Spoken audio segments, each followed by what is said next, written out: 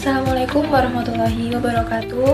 Halo semuanya, perkenalkan nama saya Anggita Rahma Ai Putri dengan NIM 240306540012 dari kelas PIB 24. Nah, sebelum masuk ke pembahasan, aku pengen nanya nih sama kalian. Kalian bisa bayangin gak sih kalau misal dunia ini tanpa listrik? Pasti gelap, sunyi, dan teknologi yang kita pakai sehari-hari juga nggak berfungsi. Tapi pernahkah kalian bertanya, gimana manusia itu bisa memahami dan mengendalikan listrik? Nah, jawabannya tersembunyi dalam sebuah hukum sederhana tetapi revolusioner, yaitu hukum Ohm. Nah, setelah ini kita akan menggali lebih dalam bagaimana hukum ini ditemukan, dikaji, dan diterapkan, serta bagaimana metode dalam hukum ini tuh berperan dalam hukum Ohm. Maka dari itu, ayo kita bahas lebih dalam mengenai hukum Ohm ini.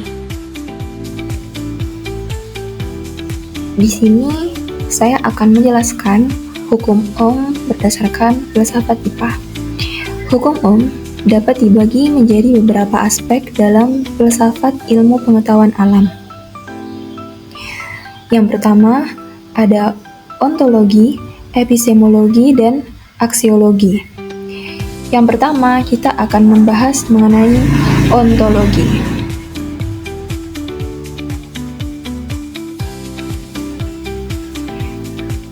Ontologi dalam filsafat IPA membahas hakikat keberadaan sesuatu. Dan dalam kasus ini, kita bisa memberi pertanyaan, yakni apakah listrik merupakan entitas nyata atau hanya konsep teoretis? Nah, listrik adalah fenomena alam yang muncul akibat pergerakan elektron dalam suatu penghantar. Namun, kita tidak bisa melihat listrik secara langsung, tetapi kita hanya bisa mengamati efeknya, seperti nyala lampu atau kejutan listrik. Di sini, hukum Ohm menyatakan bahwa hubungan antara tegangan listrik, arus listrik, dan hambatan dapat dinyatakan dengan persamaan V sama dengan I kali R. Secara ontologis, hukum Ohm menggambarkan hubungan fundamental yang berlaku dalam sistem kelistrikan. Tetapi, apakah hukum ini bersifat absolut? Nah, dalam fisika klasik, hukum ini berlaku untuk bahan konduktor linear, tetapi dalam kondisi ekstrim, seperti dalam superkonduktor atau material non-linear. Ini menunjukkan bahwa ilmu pengetahuan bersifat dinamis dan terus berkembang. Selanjutnya, kita akan membahas mengenai epistemologi.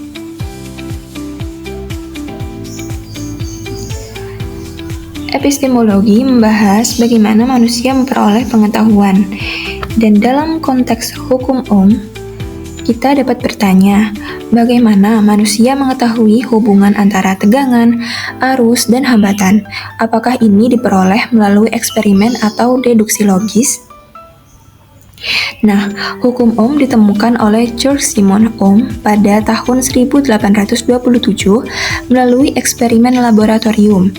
Ia melakukan percobaan dengan kawat logam dari berbagai bahan, panjang, dan ketebalan.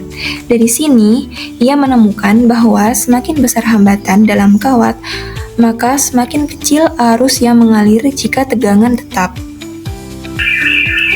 Dari perspektif epistemologi, pengetahuan ini diperoleh melalui metode empiris dengan mengamati realitas, melakukan eksperimen, dan menguji hasilnya secara berulang hingga mencapai kesimpulan yang valid. Selanjutnya, kita akan membahas mengenai aksiologi.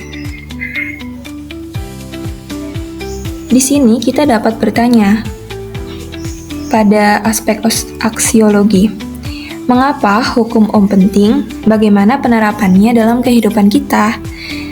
Aksiologi hukum Ohm menyoroti nilai praktis dan manfaat aplikasinya dalam kehidupan sehari-hari.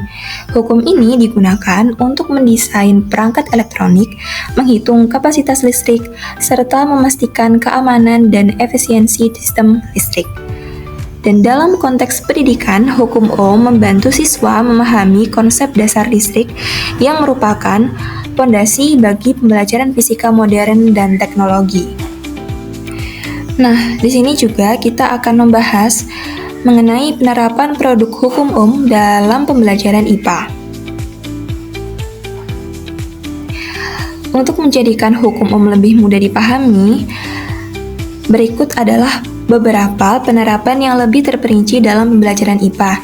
Yang pertama, guru menggunakan simulasi perangkat lunak seperti PET, Interactive Simulation, untuk menunjukkan bagaimana tegangan, resistansi, dan arus saling mempengaruhi.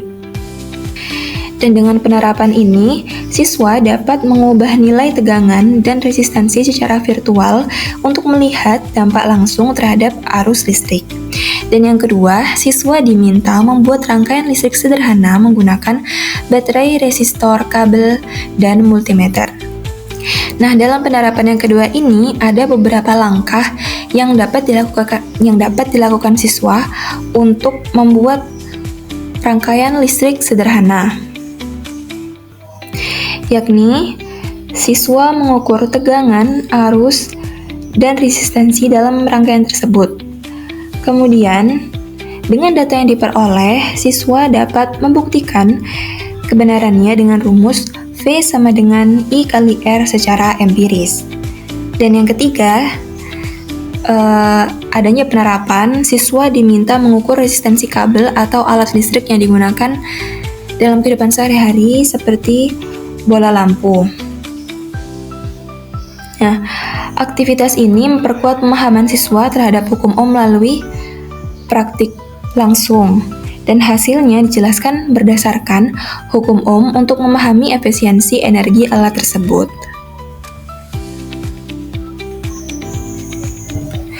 Kemudian, klasifikasi penemuan hukum Apakah hukum ini termasuk sains, pseudosains, atau agama? Mari kita bahas. Yang pertama, hukum ini termasuk sains. Hukum merupakan hasil dari metode ilmiah yang berbasis pada eksperimen, pengamatan, dan analisis matematis. George Ohm mengembangkan hukum ini dengan melakukan pengujian empiris untuk memahami hubungan antara tegangan, arus, dan resistansi dalam rangkaian listrik. Hasilnya diuji secara objektif, konsistensi, dan universal yang merupakan ciri khas dari sains. Hukum ini bukan termasuk pseudosains. Nah, pseudosains ini biasanya didasarkan pada klaim yang tidak dapat diuji atau diverifikasi secara ilmiah. Dan sebaliknya, hukum ini dapat diverifikasi melalui eksperimen berulang, dan hasilnya selalu konsisten dalam kondisi tertentu, sehingga tidak memenuhi kriteria pseudosains. Selanjutnya, hukum ini juga bukan termasuk agama. Nah, agama itu berfokus pada aspek spiritual, keyakinan, dan moralitas yang tidak memiliki hubungan langsung dengan prinsip fisik atau matematika seperti hukum Hukum ini tidak melibatkan elemen kepercayaan atau spiritualitas.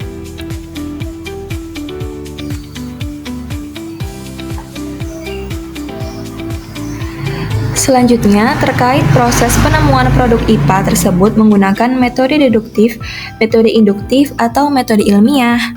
Nah, di sini mari kita akan membahas metode dalam penemuan hukum Nah, hukum ini dikembangkan melalui langkah-langkah metode ilmiah yang mencakup pengamatan, eksperimen, pengumpulan data, analisis, dan pengujian ulang.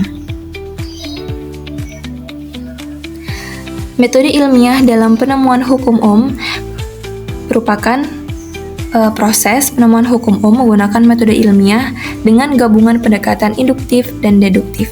Berikut adalah penjelasannya. Yang pertama, ada metode induktif.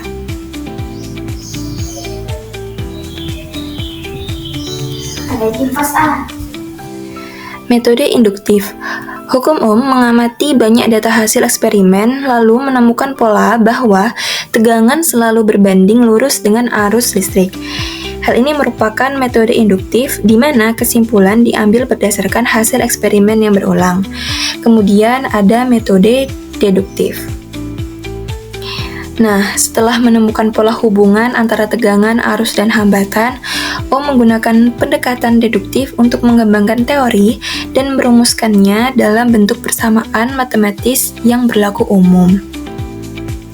Sehingga terdapat kesimpulan dari beberapa metode dalam penemuan hukum Ohm ini.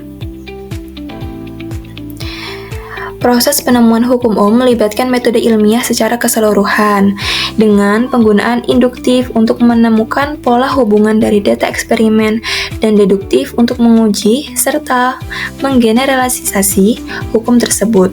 Hal ini menunjukkan bagaimana pendekatan ilmiah dapat menghasilkan pengetahuan yang teruji dan bermanfaat.